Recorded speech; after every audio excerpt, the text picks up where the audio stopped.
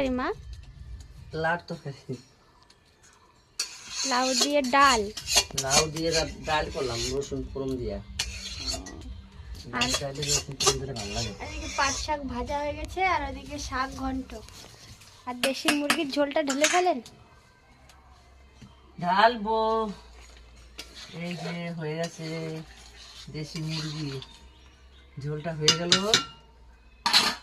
এখন আমরা কখন খাবো? 3টা। খাইতে খাইতে এই আজকে 12:30 বাজে গেছে রান্না করতে করতে।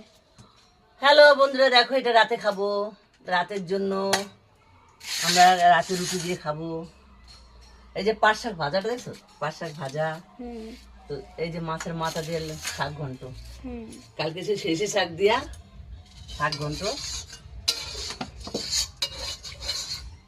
আর এই যে হ্যালো বন্ধুরা, শেষে শাক ঘন্ট খাইতে এসছো।